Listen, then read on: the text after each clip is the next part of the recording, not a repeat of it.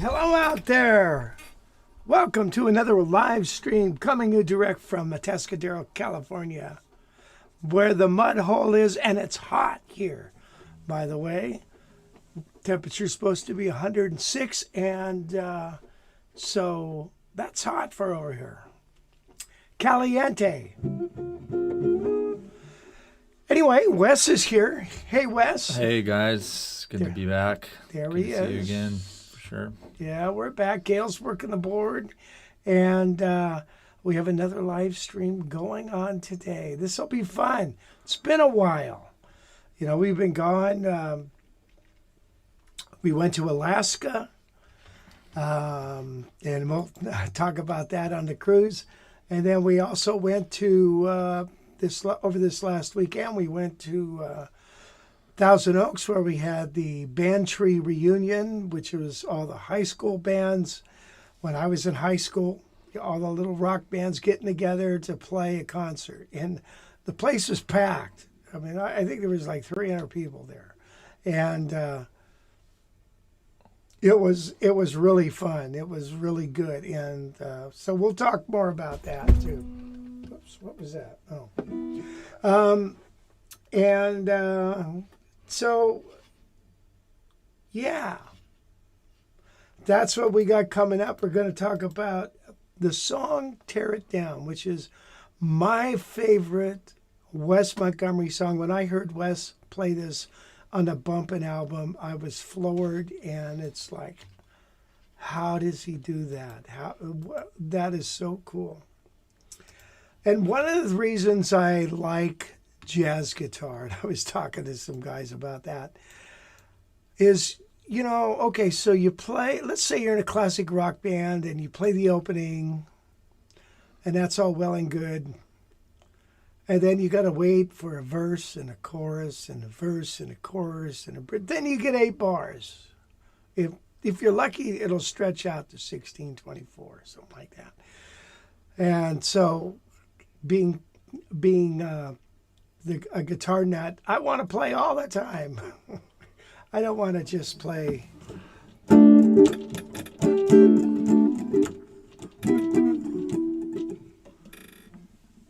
I'd rather play bass. But anyway, because you're playing all the time, that stuff. So anyway, that's my selfish reason that I like to play jazz. And we did play some jazz at the band tree, which was kind of neat. So we're going to talk about that. I'm going to play a few other tunes. We're into the S's, so I'm going to do Scrapple from the Apple, She's Leaving Home, Samba de Orfeo. And then we're going to talk some guitars. We're going to be talking guitars. Yeah, James McNamara's here. What's going on, James? What's happening? He's James, over sorry. in Dallas. We got mixed up on his lesson yesterday. Oh, yeah, I saw that. Was not sure what happened there. Eddie Davis is here. What's up, Eddie? Davis. Good to see you. Gordon's here from the UK. Hey, Gordon. John Burkhart in South Dakota. William Melton says Sweet L5. Hey, William. What's happening, man? Good to see you again, buddy. Andrew from New Jersey. Hey, Andrew. Spot on discounts from Marietta, Oklahoma. Spot on discounts. All right, spot on. What are we getting spot on discounts on there, buddy? Set of tires, I hope. Maybe. Lachlan's here. Hey, Lachlan. Lachlan. Good to see you. Gonna see Lachlan coming up next week. Tomorrow. No, I mean in real life at the. Oh, in real life, yeah. At the Rocky Mountain Festival, which is coming up. Yeah, and he's going to go to the Frank Vignolia the camp thing? Guitar camp, too. So. Oh, sweet, dude. That's awesome. Yeah. John Smith's here. Hey, John. Week, he says. That's crazy. William's wondering, did you get to jam on the cruise, and what guitar did you bring? I brought a nylon string Yamaha. It's like an archtop Yamaha. I think it's called a N500, which I got when I had my knee surgery, so I could play it in the hospital. And I brought that. It's got a great little sound. It's got a little bit of acoustic qualities, but it does. But I brought that. But no, I didn't get any chance to play. I wish I did, but I did not. Tom's here over in Connecticut. Hey, Tom. He says happy September. Jim Rolfe at Moore Park. Jim Rolfe. He was at the band tree. He's the organizer. Have a little video of your surf band coming up. Pat Evans in Fresno. Pat. Man, Pat, what's the temperature down there? If it's 106 here, Fresno's got to be cooking today. Yeah, it's got to be at least 140. Rob says hi from Rob and Joe in Newbury Park. Oh, thanks, guys, for watching. You guys did great at the band tree, man. It was really good. Yeah, and then Mike Brandenberger in Dallas. Hey, Mike. Good to see you again, buddy. Hope you're doing well. Yeah, a couple things. You sold a couple of guitars recently. I did.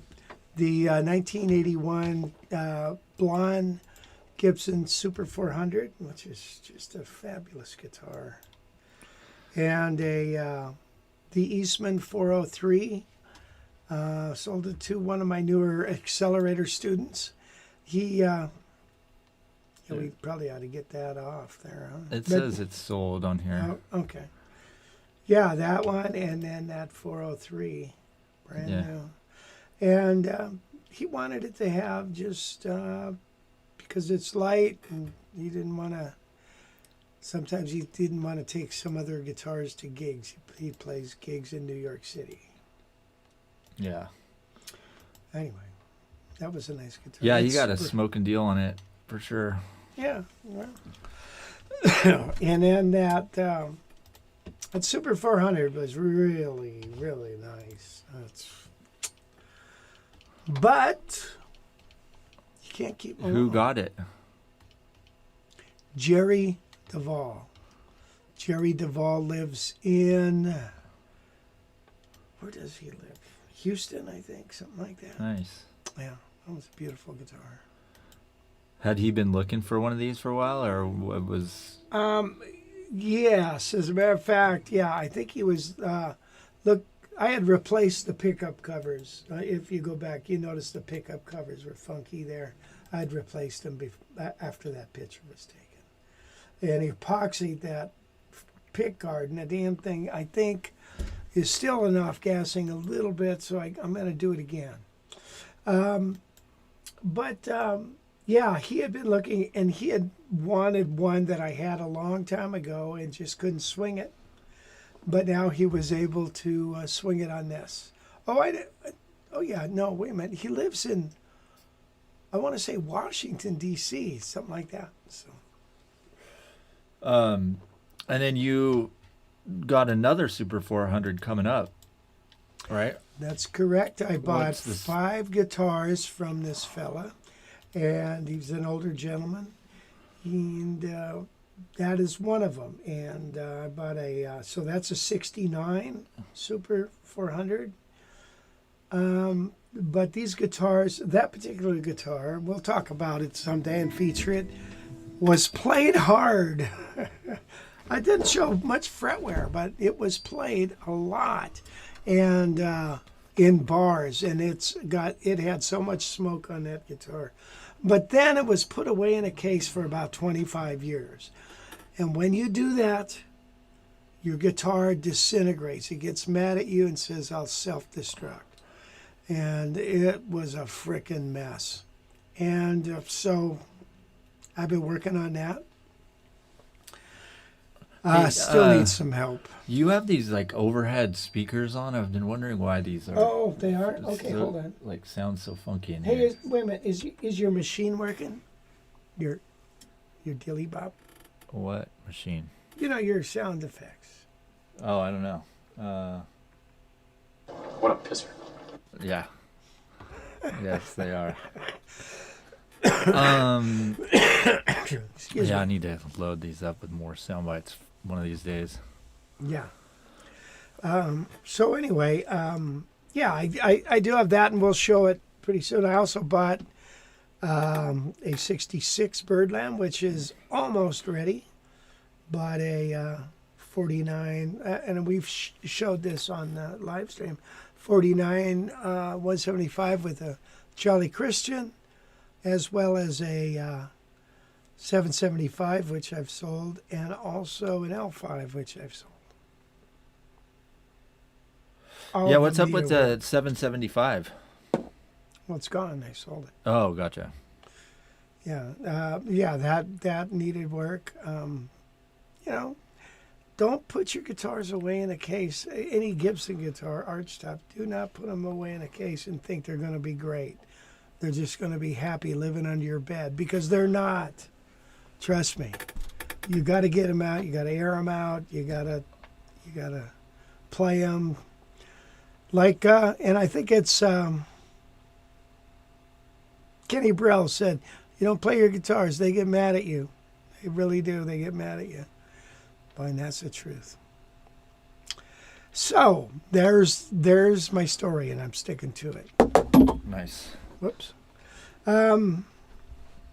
Yeah. So where do you want to begin here?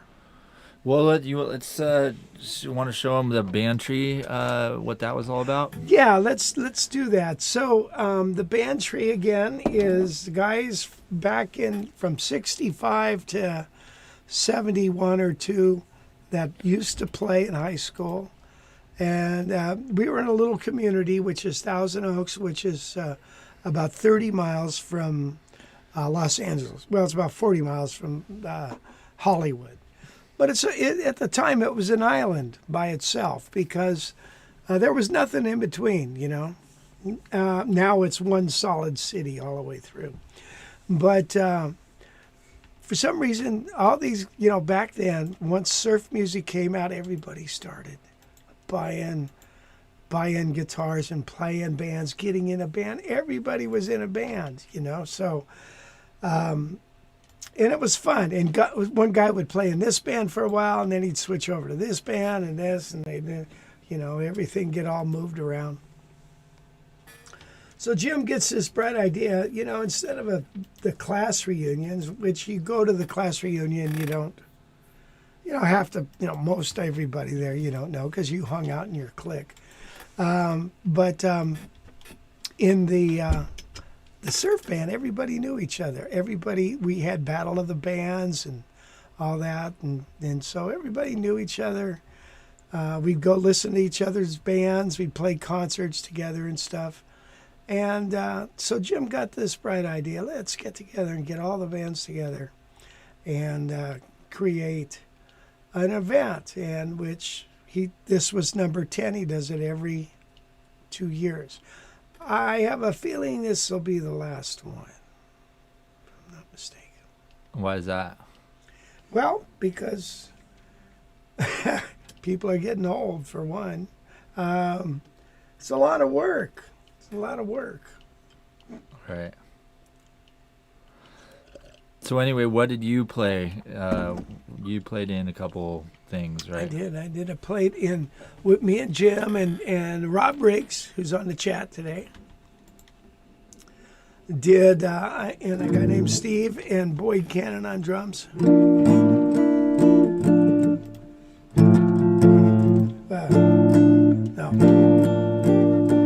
No, what down there?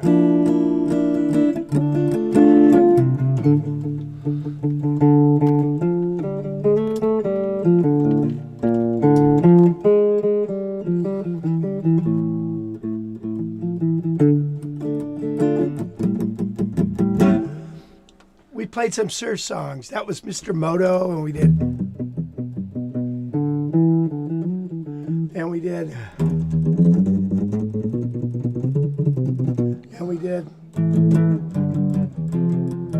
Whoops, and it just out of tune enough. And then we did.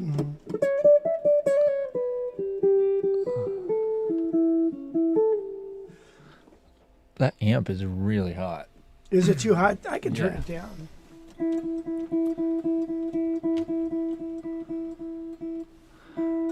Anyway, here's a clip from one of those things.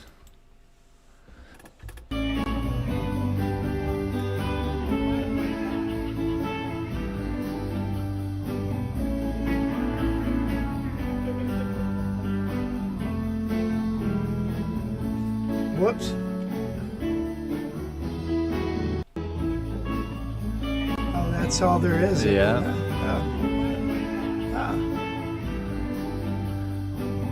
And then, then there's the big band you played in, right? Yeah. That guitar sounds good.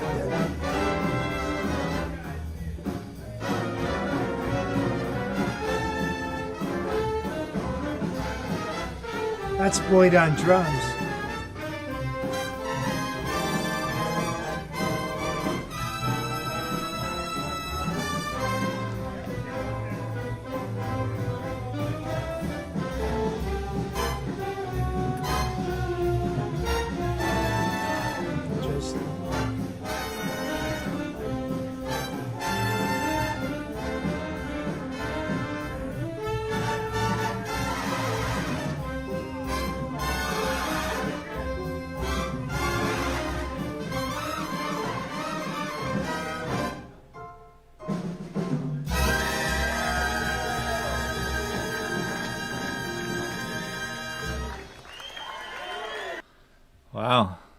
Yeah, smoking group. Yeah, that's good. So yeah, Boyd was on drums. He was on drums with the surf man there, and so he's had this big band for quite a while now. And Here's a better shot of Boyd.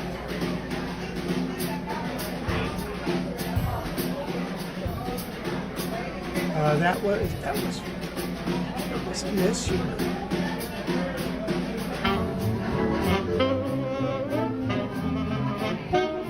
Oh, cool.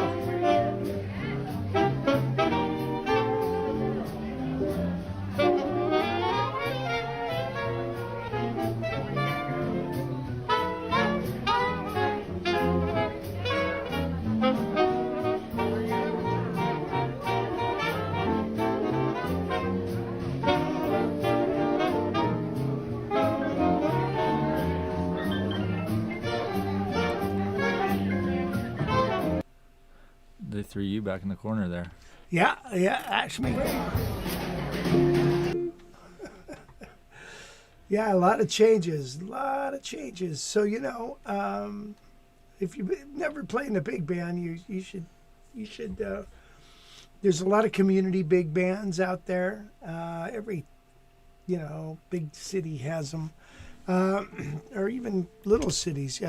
Go to your local colleges, your JCs. They'll probably be a big band, and you can get in that and start learning how to read and play in a big band. It's fun. It's challenging. It makes your palms sweat. Blows your eardrums out. It's perfect. And so it's a lot of fun. In a big band.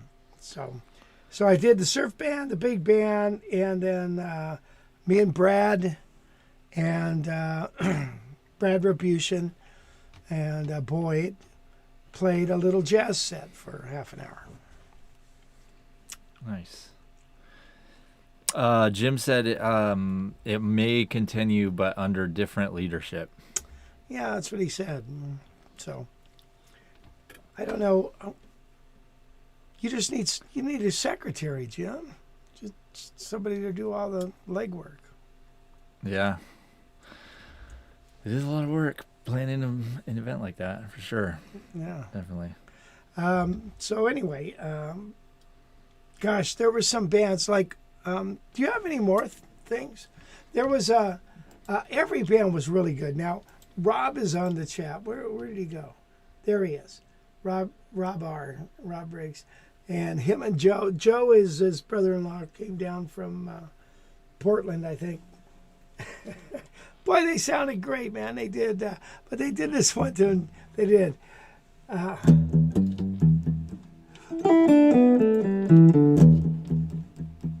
When da da da da da da da,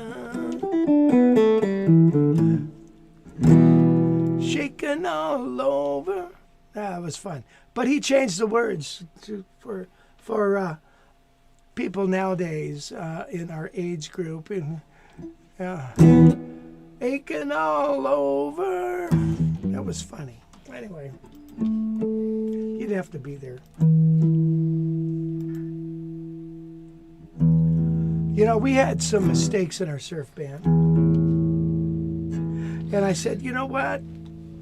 I got on the mic and I said, this is exactly like it sounded in my garage in the 8th grade. So I wanted everybody to know that we were trying to be as authentic to the old band as possible. And we did. Nice. Yeah. Tony Cook's here. Cool. Yeah, Tony's in Port Hueneme, and he went to the camp there. Yeah. It's a good time. Let's see. Yeah, so anyway, that was the band tree thing, and then, the next event we got going on is the Rocky Mountain Archtop Festival. What are you doing there? Do you know? I don't think the schedule's published then. Yeah, I did. Peter Henriksen, who puts on the event, Henriksen amp owner. He posted on Facebook, I think yesterday or today, maybe, that the schedule's out and it's gonna blow your mind. He said. Oh my God, you're kidding. Yeah, so get ready for your mind to be blown. But man, yeah, they really sure do wait to the last minute to put out that schedule there. Hey, did you look at it yet? It's not out. He just said that it's coming. So, I mean, it starts in 7 days. Wow. Tomorrow will be 7 days. Great. Yeah. So I came back from the cruise sick. I have a weakened immune system or something.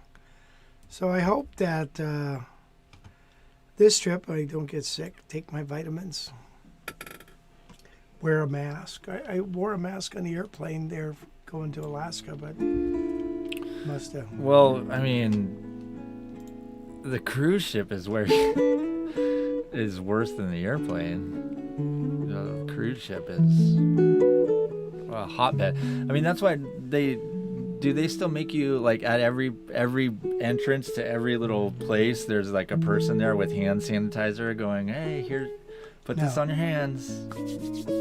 No. They didn't do that? No, but they had a lot of stations all over the place. Yeah, the last cruise I went on, it was like, anytime you walked into anywhere, it was like, here, hey, let me just dab. And now this was before COVID even. Yeah. And it was just like, don't worry, quick, just, no, here, wait, let me grab your squirting that stuff in. Yeah. I was Yeah. like, wow, Oh, that's gross. Well, serves a purpose. But they need to use a mouthwash too, I guess. Why don't they just put you into like a sanitizer like bath before, like, hose you down with that stuff before you get on the ship?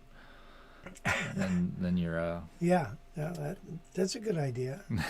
then you're Kirby's in Malibu today. Hey, Kirby, no kidding. Have you seen Malibu Barbie? Malibu, wow, that's a great place. If LA's great if you can live in Malibu or Brentwood or Beverly Hills. And there's some other really nice areas.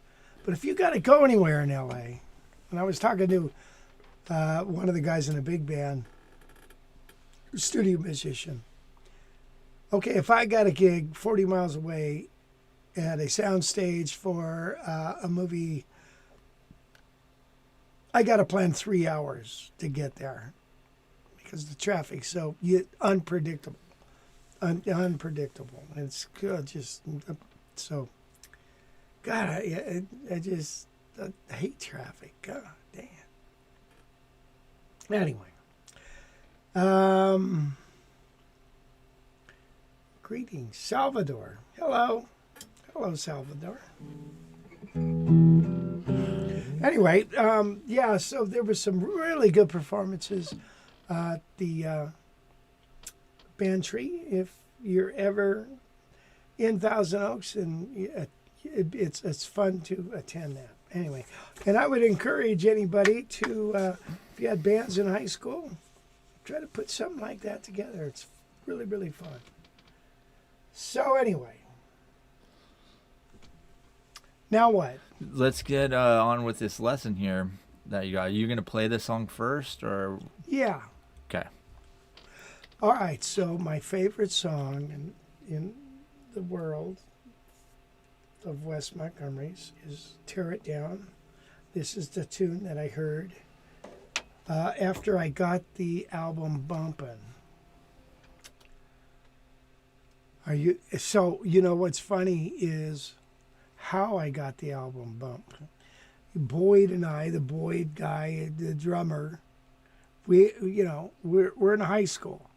He's a grade ahead of me even, and we decide, let's go to the college. There's a dance going on, and we'll get in and we'll get to meet these girls, I'm sure. Yeah, okay, yeah, sure, Boyd.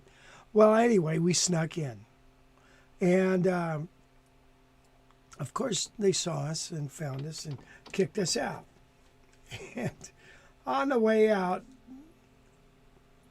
now I hate to rat fink on him, but he took a handful of records, and he's going through them in the car, and he says, "Here's a guitar one."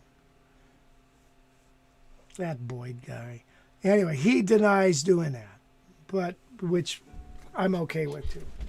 But anyway, so I put that record on, and the first tune was I think "Shadow of Your Smile." This one, you know, and then came on "Tear It Down," and I thought, "Oh my God, this is amazing." So let's first play the song. Might be a little hot, I don't know. All right.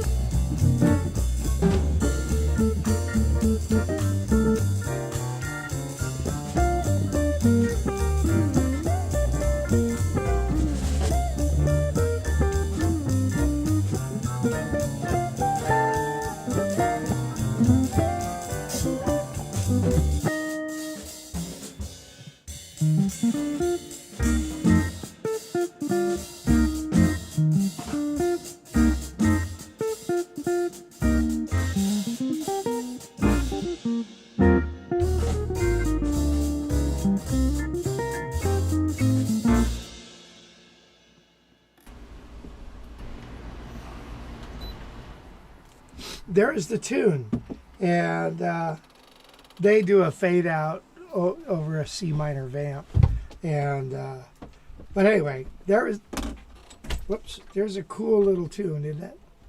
So I thought, why don't we take a look at that song and just kind of talk about what he's doing on that.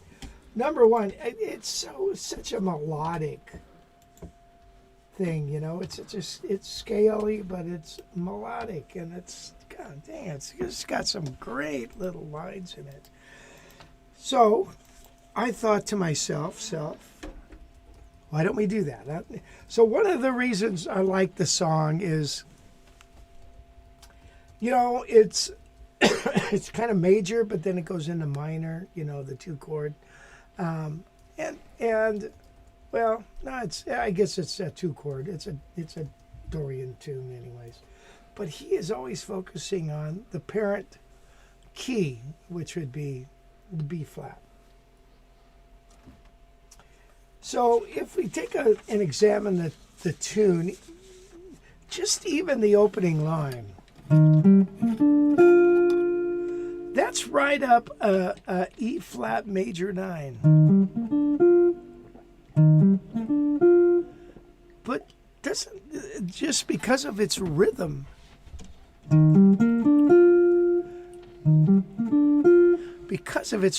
it makes it so musical, doesn't it? And then he goes, and that's again is this B flat major, and it's against a C minor.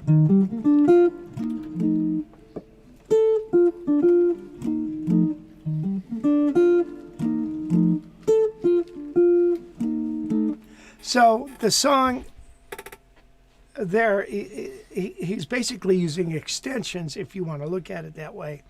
If I have a C minor chord, C, E flat, G, B flat, and now I superimpose other chords from the parent key, in other words, key of B flat, so an E flat major 7, E flat, G, B flat, D, F, and then he goes up to an A, F, D, which is a D minor. That's part of the key of B flat too, right? So he's playing over those chords. He's not playing over C minor. You don't hear too much C minor. No.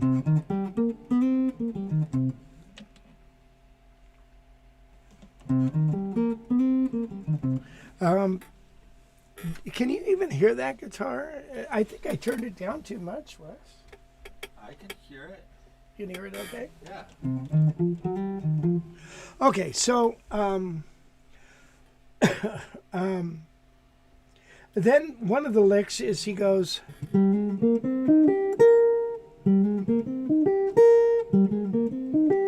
this is in the head, right? And that's a B flat. It's right up an F minor 9 or an A flat major 7. Or major 9, and that's against a B flat chord. And then,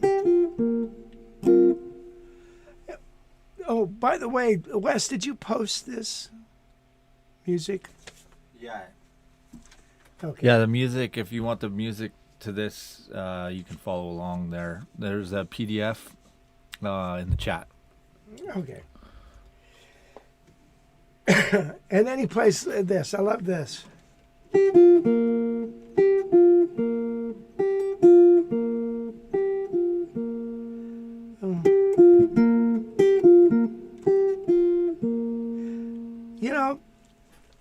I don't know what it is, but he just plays stuff that is different than I would play. You know what I mean? I wouldn't go. I would go.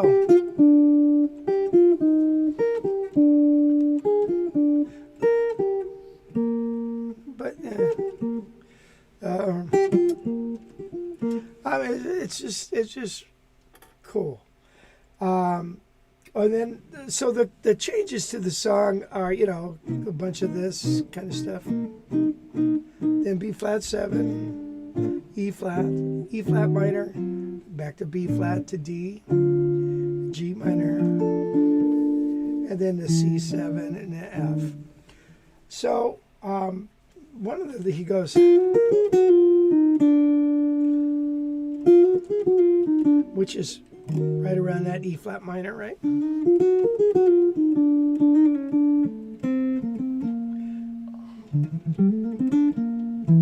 Here's my C7, and then he goes to an F7. All right, so that's kind of the head, but check this out. Here's what I dig about this tune. And it took me so long to learn how to play this. Oh, check this out. What he does.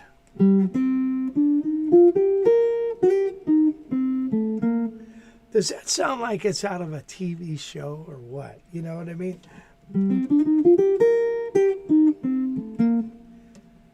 It's so final and so nice.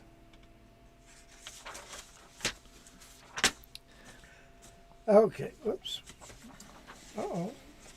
Where's the solo?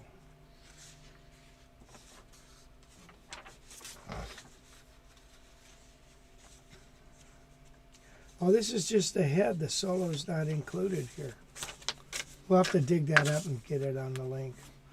Well, the head goes, the solo, he's got this solo break, and check it out. It goes.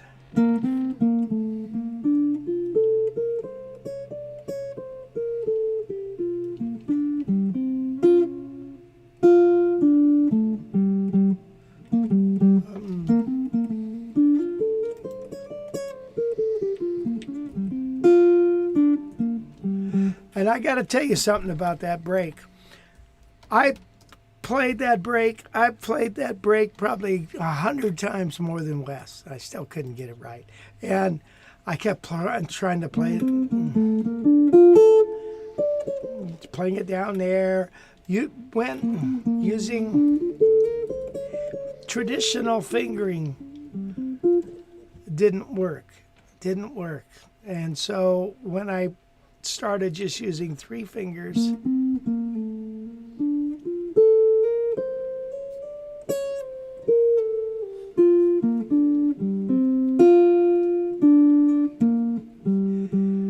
then it worked. Isn't that crazy?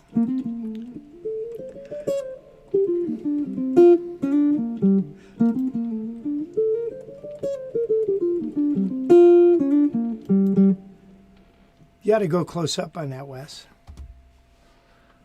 I'm trying to find the music.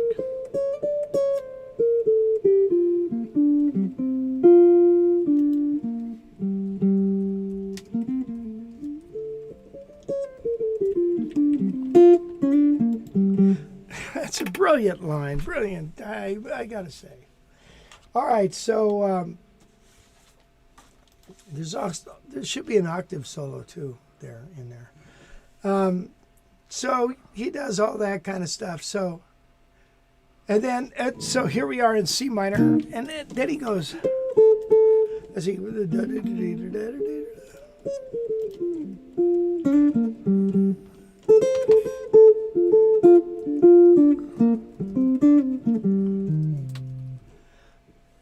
That's so musical.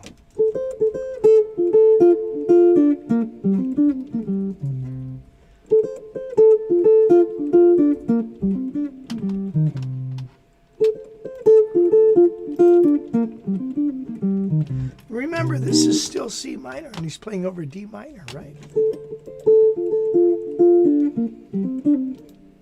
Or B flat, major 7. So then he goes, what does he do?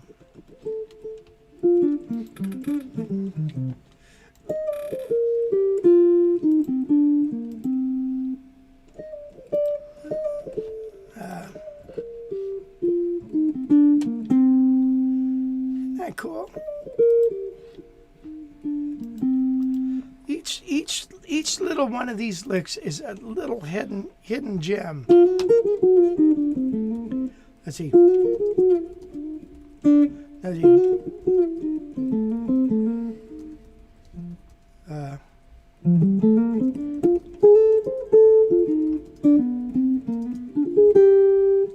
Yeah, so and then he goes. Let's see.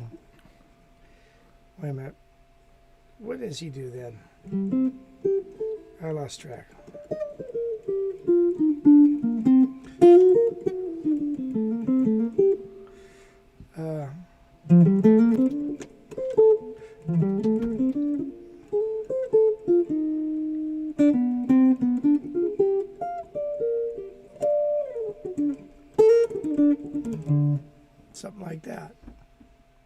It's crazy. Then what does he do? So wait. Yeah. So you don't have the music either, right? No. No. Well,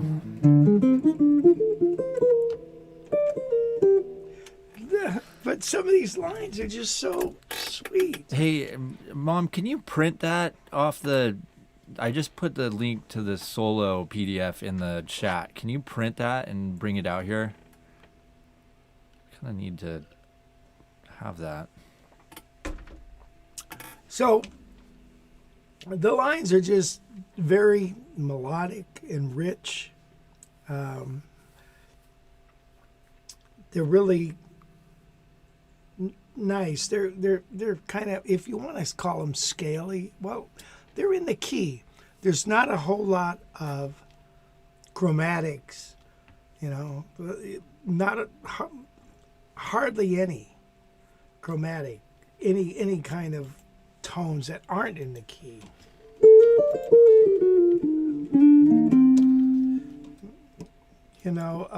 Those kind of sounds. So, but it's just rich with melodic content, and wish I could solo like that. It's something to strive for. Anyway, so we have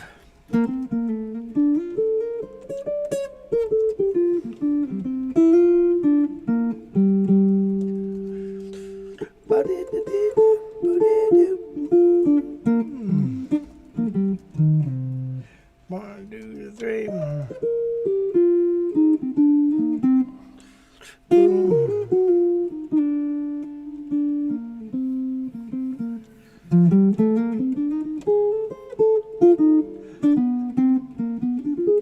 That's about the only time he plays any kind of altered sounds going into a C minor. There's right down to G minor.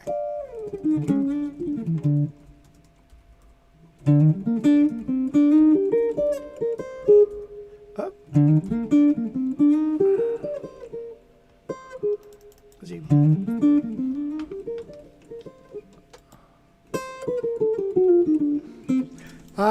I don't know. Then he has a bunch of other stuff.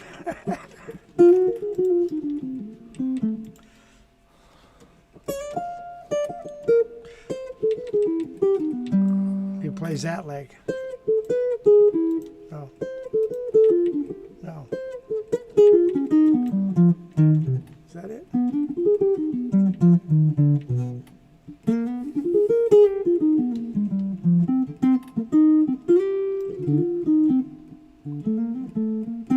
Anyway, that's a fun little tune, man.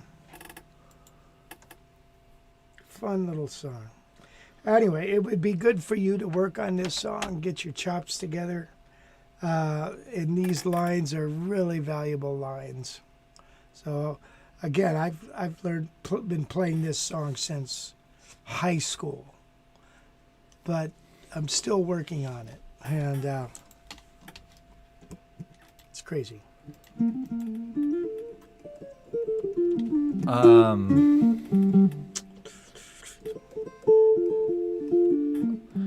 I can print the music. Do you want me to go get the music off the, and then you want to play it or try to play it, or? Sure. Yeah. Go ahead.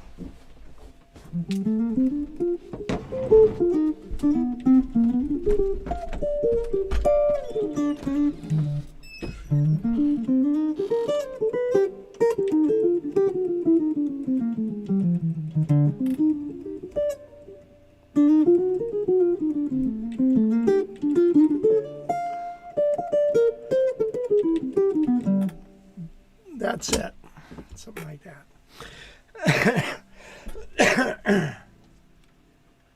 Listen again to it.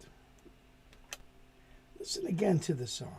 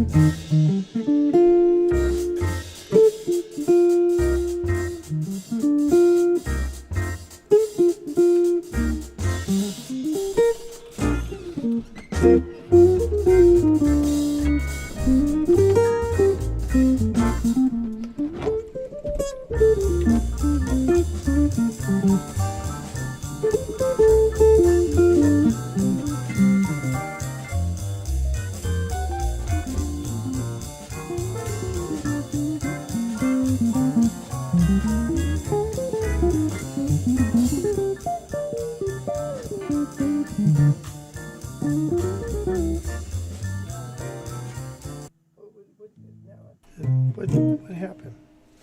Anyway, all right, let's go over. Is this camera working? Hold on. It's a great segment, by the way. Thank you.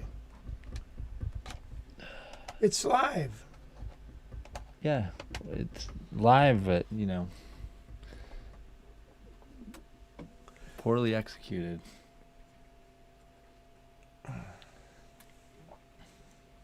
So here's the lick. Here's his opening lick there.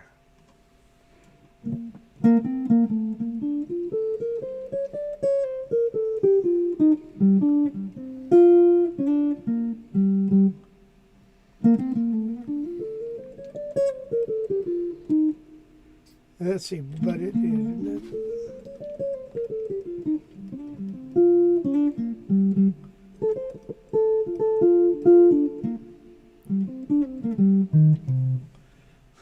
Isn't that cool?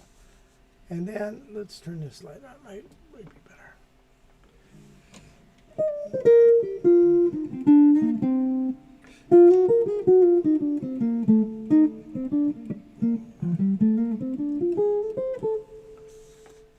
Then we're down here.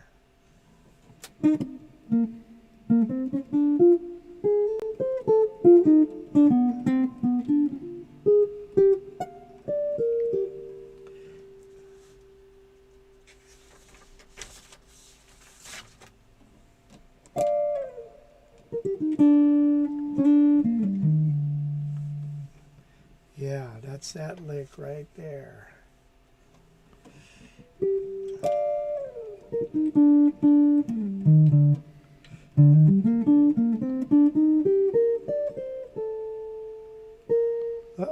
Oh yeah, that's right. That B natural.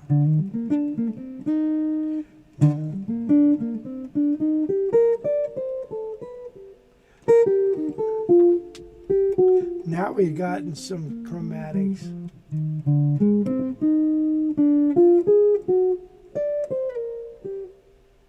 We'll go back to music. And then here we are right here.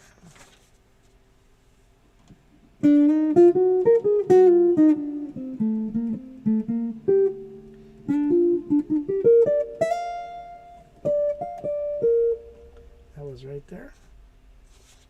Then here's his lick.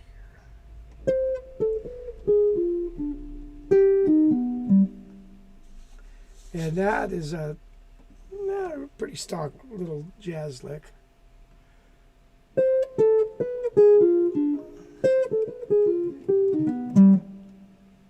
Go close up here, Wes.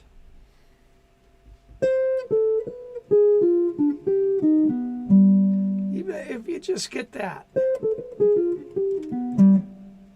that's worth its weight in gold. That's a 2-5. That's 5 going to 1. Okay. There is the tune. Tear it down. Okay. Enough of that. Go get the lesson. And we worked through the chords. We worked through the solo. And by the way that I've tabbed it out, I think is the easiest way to play it. So when I got the music, I was so happy to find the music in Downbeat magazine one time. And of course, I didn't know where to play it. I could read music and work it out, but where to play it, there's so many options. But I finally decided on this, and life has been good ever since. Okay, there it is. Well, what's up now, Wes? Oh, you want to play another song? All right. I don't really have anything else after this. Okay, let's play another tune. Or maybe you want to try out that other guitar, that Guild. In a minute. Yeah, I'll play that in a minute. That's reason I brought it out is I have a friend. He's my dentist, or used to be. I had sold him. I had gotten a guitar just like this many years ago, and I always said this thing plays itself. It was a late '60s L5, and I had traded a car for it, and anyway, it was just a great guitar. And I was giving lessons to Doug, and he was a dentist. And we were doing a trade out, and I won. We done a trade out, so either somebody gets better than the other. Obviously, I won. But he wanted to buy this guitar. He did a bunch of teeth work on my teeth. It was great, and I give him guitar lessons. I owe his kids, his grandkids, his great-grandkids all guitar lessons, I'm sure, for all the work he did. But anyway, he bought the guitar. And the reason I bring that up is then I connected with him years later. And Doug, do you still have that guitar? It got stolen. Shoot. And I was so happy to find this one. So I got this one. But now Doug called me up and said, or texted me and said, I've been looking at the Guild Artist Award. Do you think I should get that, or should I get the Super 400, a Super 400? I've always wanted a Super 400. And I thought, what do you guys think? Well, 17-inch, nice size guitar. 16-inch, everybody really likes, 17-inch, people think, oh, it's getting big, 18-inch, that's big, isn't it? So do you think you ought to consider this or a Super 400? I said, Doug, this guitar is so pretty and got a unique sound. Probably want to go with that. The Super 400s are wonderful, don't get me wrong, but they're big. You got to learn how to hold them right. But one advantage when you hold the Super 400 is you got so much, another inch down here, the neck is up a little further. So the neck is freaking staring you in the face, which is a nice thing.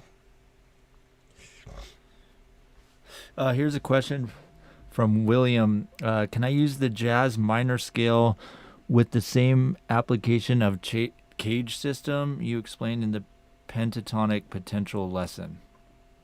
Sure. He said, I have learned the jazz minor scales based on the cage system along with the picking sequences you mentioned in the Guitar College lesson. Oh, yeah. The cage system, you learn that too. I've looked at guitar scales way different than I do back then now.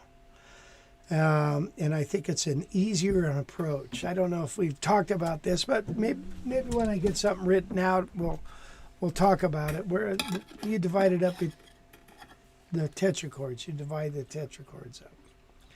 And when you look at it, like for instance, harmonic minor scale has a minor tetrachord from the root and a major tetrachord from the fifth.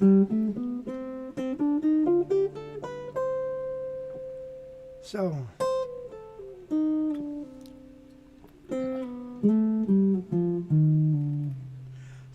sometimes it's easier to digest that way. So I've been working with my Accelerator students talking about that. Wes, maybe you could explain the Accelerator thing real quickly. Because we do have an opening still, don't we? Yeah. Jazz Guitar Accelerator is is our one-on-one coaching program that we started about a year ago, and a bunch of the guys on this stream went through it, and it's basically a 10 to 13 week program that is tailored to your skill level and what you want to learn. So a lot of guys wanted to learn how to improv, or some wanted to just focus on chord, melody, fingerstyle kind of stuff. But we can help you out no matter what you want to do.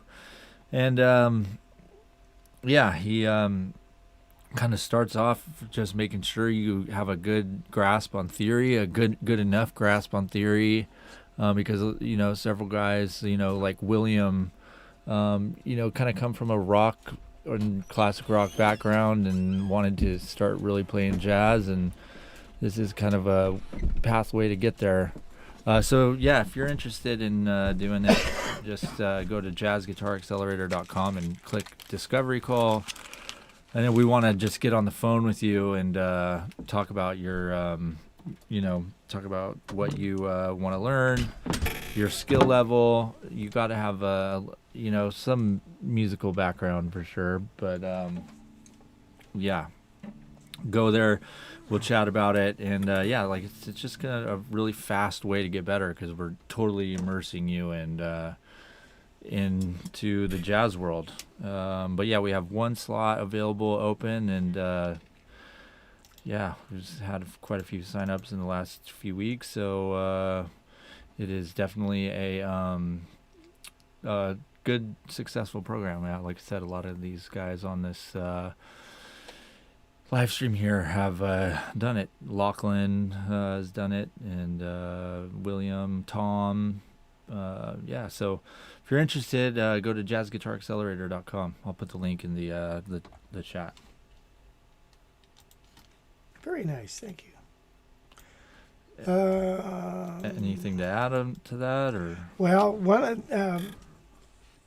of the things is, once we do get through the accelerator and we get you up to speed, we do have a mastermind group after that we're going to probably be starting another one, because I've got some guys that are really close to graduating, where we really brainstorm tunes and you get an opportunity to play for other people, and it's really super fun. The accelerator is fun too, and the goal is to really submerge yourself into the guitar, and we ask that you kind of just focus in on that material, so I can make sure you really got it. So there's a lot of things to fill out and stuff. I just recently got a new student, and I don't know how old she is, but she said she looks a lot younger than she is. But she is going to be really fun, because she's not that locked into a bunch of bad habits, and so I don't want to say she's a beginner, but she's not that advanced either. But it's going to be fun for me, because I decided to take her because I want to really get a program and see how, that advances somebody very quickly.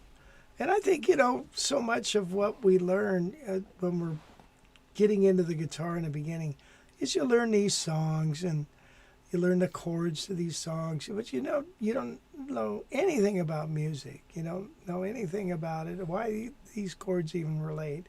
How do I play other ways of playing this on the neck? So if you get somebody exposed right away to that, now they can figure out for themselves, hey, I don't like the sound of this C chord here. I think I'll learn to play it up here. What are the notes I need? What is this A7? What are the notes I need? And I find that to be, some students, they'll learn everything you put in front of them. nothing's too hard. They woodshed it until it's done, and I find that really interesting. So I'm looking forward to that. Okay, well, that's enough of the Accelerator. Andrew asked, speaking of soloing, my teacher assigned me to work on Take the A Train. Bars 17 through 20 are all F major 7. How do you solo over 4 measures of the same chord? Yeah, that's a really good question. And what the answer is, you don't. You solo over chords that aren't there. So you say to yourself, okay, if this is F, and we have a tonal center of F, well, the way to bring out a tonal center is to play 2-5. So you could actually play 2-5 licks over the F chord and then resolve them. So if I have this, I could go,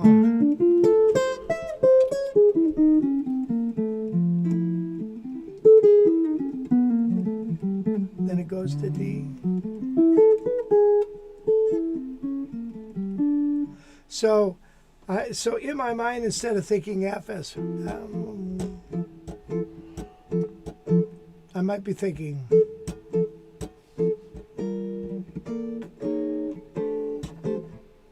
so now I'm thinking F, G, minor, C, altered. So here's what it sounds like.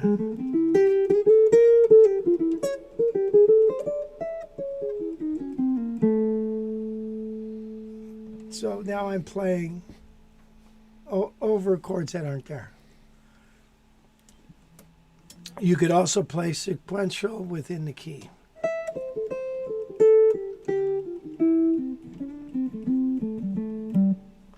So that's an easy way to play. You know, if you just play an F major 7, you're kind of done. So, but all of the other chords within the key of F will sound and have a reaction to this, and then you can alter them, or you could, resolve them, I want to say. So if I have this chord, here's a C7, here's an F, here's C7, B flat 7, resolving it now back to F. So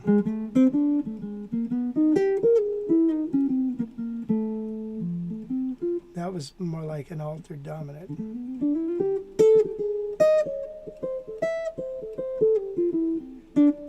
Then it goes to D. D minor. G.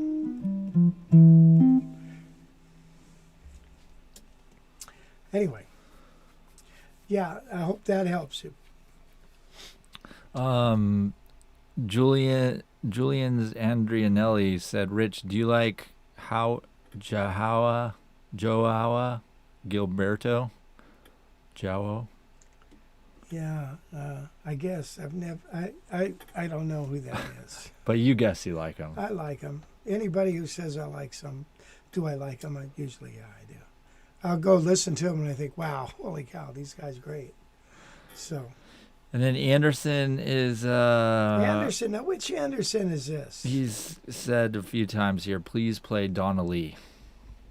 Okay. Well, maybe we'll do that next week. I could play it. Maybe I could play it today.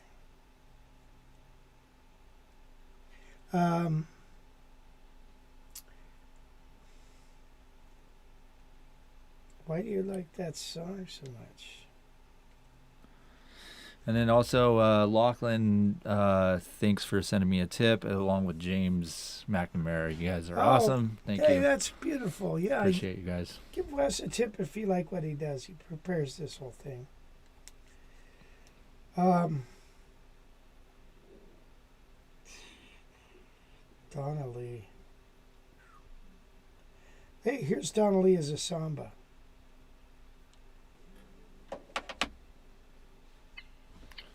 Oh, jeez.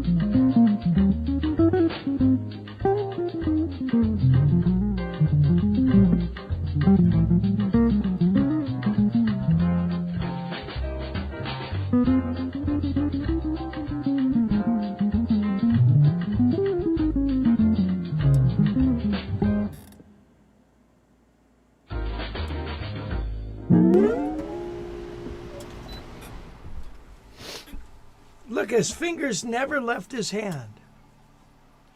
Well, that's fun to play that as a samba, I think. That's about 200 there, by the way, for those following along. Yeah, that seemed fast for sure. Donnelly, I warm up with Donnelly every morning. Good idea. Hi, Timothy. Timothy Neufeld. Hey, what's happening, man?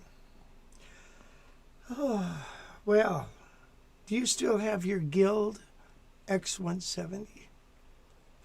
And by the way, there's Clay, right? Bluesbone 007. That's Clay. What's happening, Clay? Play it fast, Donna. Rest in peace, Russell Malone. Oh, yeah, that was so sad to hear that he passed away. And we'll have to do a little something about him. I forgot about that. God dang it. He was just a young man, 60 years old, right? You just never know, do you? You never know. You're walking down the street one day and a car comes up and rolls you over or something. That's not happened to him, but you just never know. You just never know.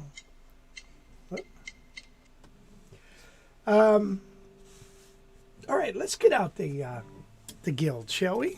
Yeah.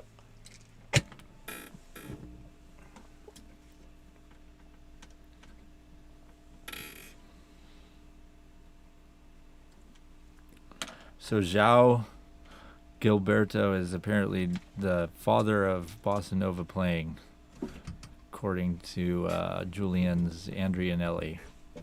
Played with Stan Getz. Oh, yeah, well, he would be it then. Yep. I have a Stan Getz album. It's got some fantastic playing on it. Jeez. But it's not all bossa nova, by the way.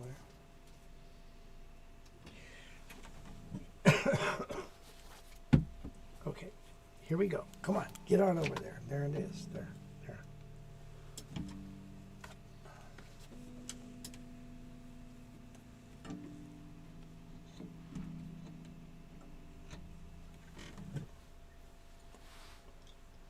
By the way, Donnelly is quite a song to spring on somebody. But I took the challenge, whether or not, yeah, I should play hard like that every day. Oh yeah, this thing sounds nice.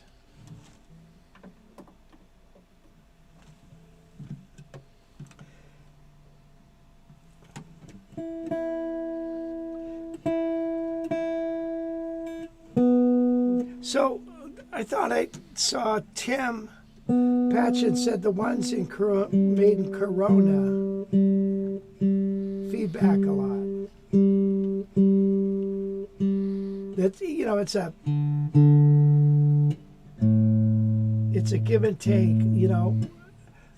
Usually a guitar that feeds back a lot. It is a very responsive guitar, so it's like damned if you do, damned if you don't. This one I installed a tone control. So we are in the S's, the S's.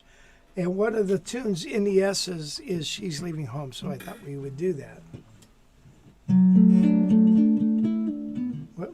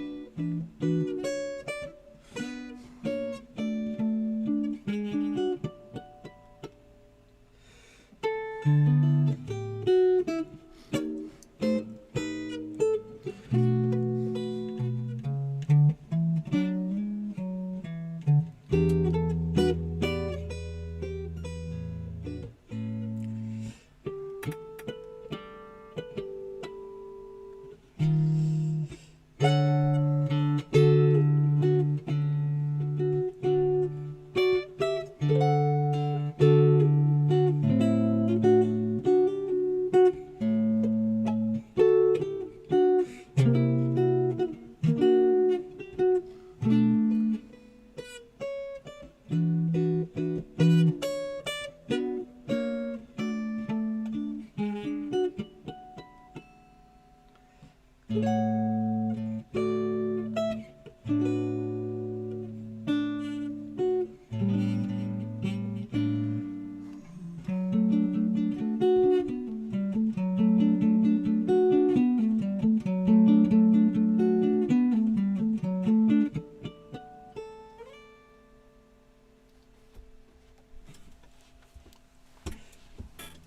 have a hard time barring on this. Nice. Adel asked, you mentioned earlier not to store Gibsons in their cases. Any chance on elaborating on how to treat them right in the long run? Well, make sure they're humidified. If it's a one of these pick guards like what's on here, that's the celluloid pick guard, take it off. Put it somewhere else. Put it in a plastic bag. Put it in the guitar case pocket. Don't let it sit there. It'll just fall apart and corrode everything. Make sure your guitar is humidified.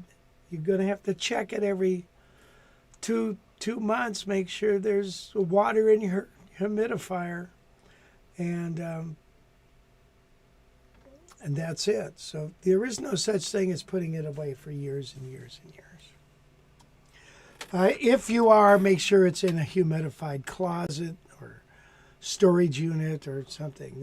Don't just throw it in a garden shed. And I've gotten guitars out like, yeah, I just pulled it out of my garden shed. I had it there for 15 years. And it's such a mess. Even under your bed, even in a controlled temperature, but make sure if you're in the East Coast, if there's a problem, if it gets cold, you turn the heater on, dries everything out.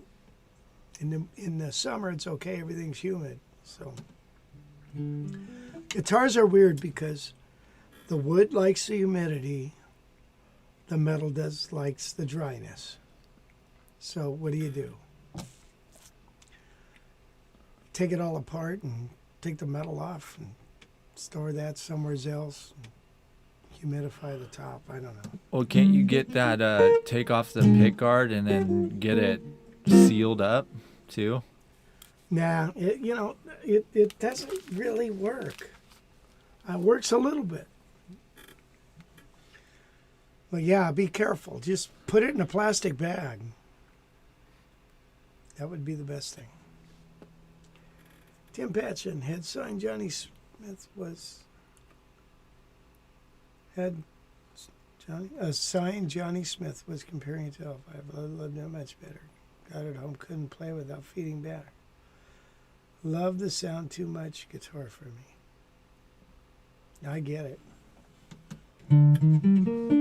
Clay, thank you, buddy, for the tip. I appreciate that, buddy. For sure.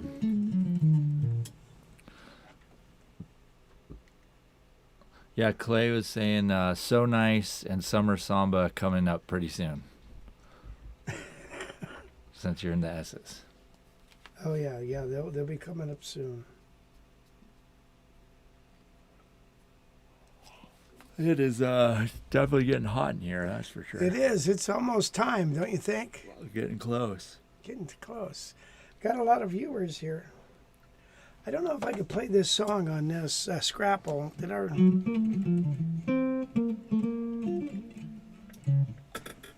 right. Here we go, Scrapple from the Apple.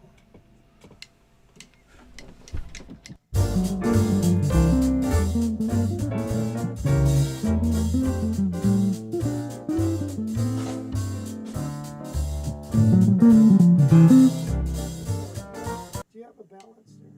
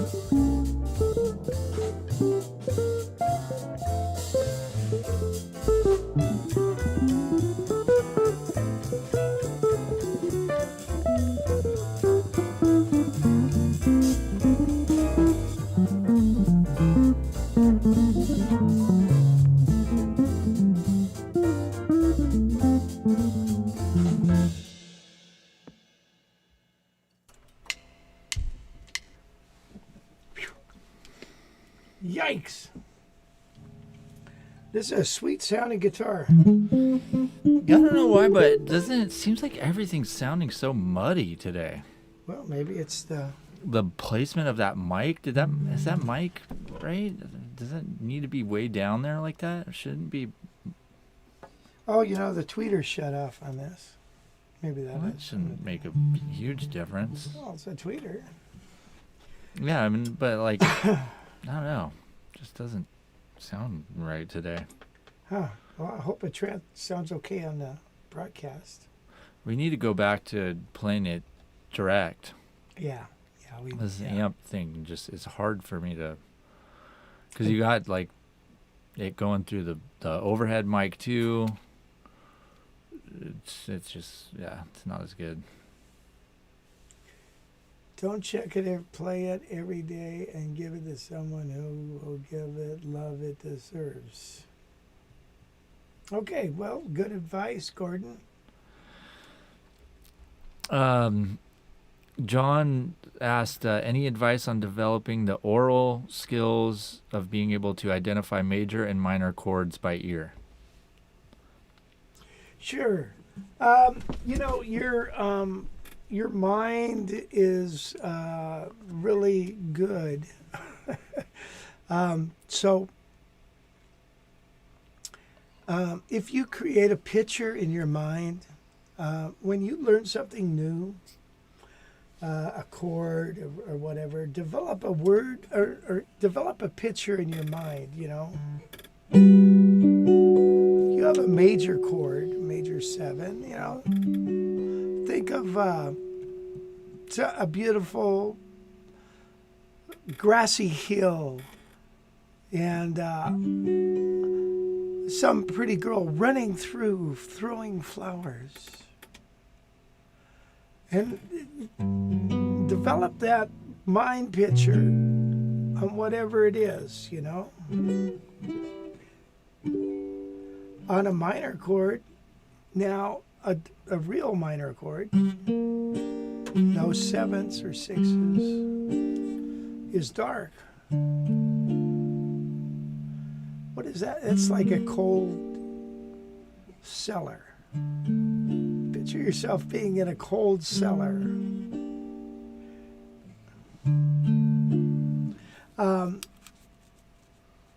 Now, when your mind hears these sounds, that pitch will pop up.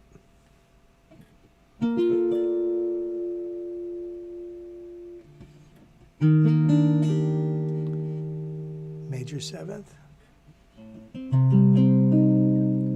Ooh, cold. Cold.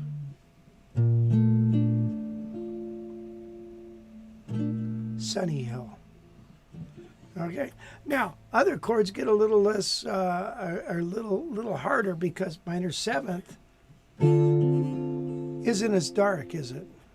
So find some other little word picture. Find a picture. Program your mind.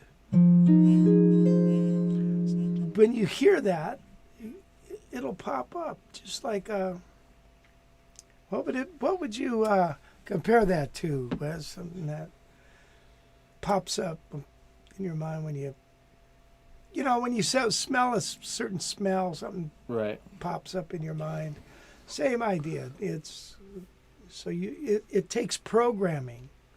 So program your mind that way, and then it'll all come together. Nice. And then David Bronson asked, you seem equally comfortable with both upstrokes and downstrokes. Did that come naturally with time, or do you still work on it? I don't work on it anymore. I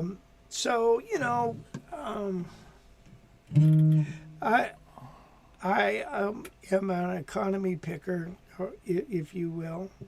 So approaching all the notes with a downstroke on ascending passages.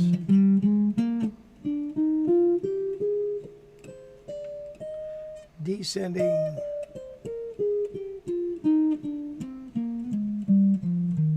Upstrokes on descending passages, approaching every string. However, sweeping is different. Where you pull through the string.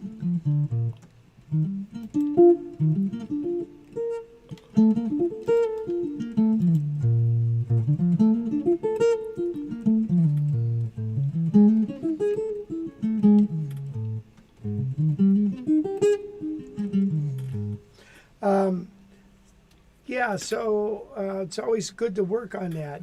Probably the best thing is to work on a tremolo exercise. You're doing this a lot, and you're counting 4 beats, playing as soft as you can, move on to the next string, play soft. Then play a little harder, upstrokes are a little harder. Do all 6 of your strings like that. Then one more time, play it harder. Try to get it as even as you can. Then as hard as you can.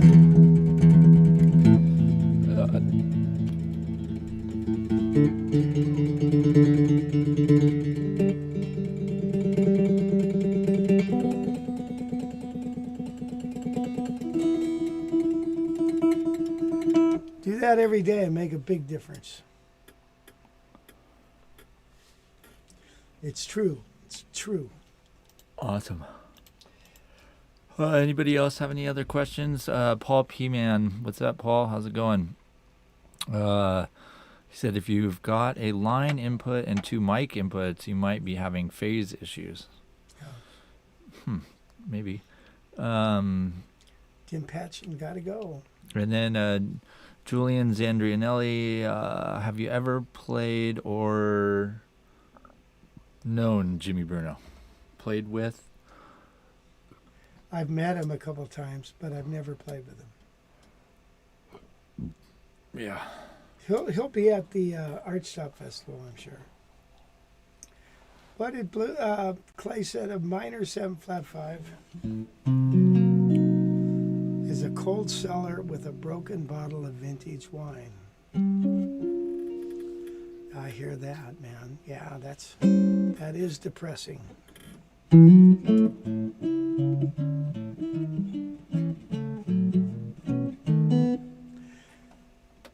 That's what Joe Pass said. Just imagine those basic sounds, major, minor, and dominant.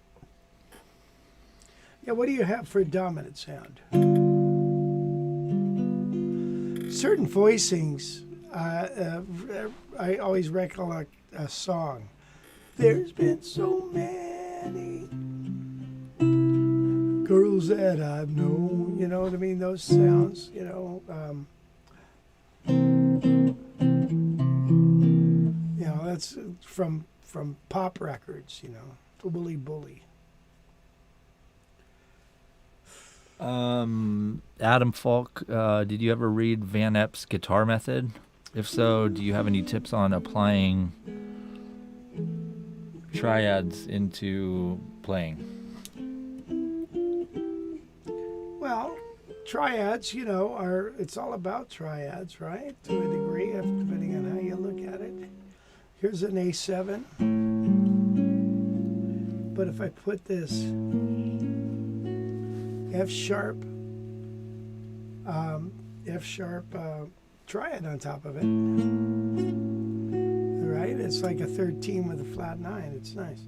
All right, if And then well, at least you've got something to add on then. That's good. and then Pat said diminished equals chase scenes in whatever happened to Roger Rabbit. Oh, really? Diminished to me is they tied her up and they put her on the railroad track, and then along came the train, and then along came Jones. Remember that too? All right. Don Spain. What's happening, Don? I will be at 2. Oh, good. So we'll see you then. That's cool, man. So we'll see you over there. That'll be fun. Be fun time for all. Well, anything else?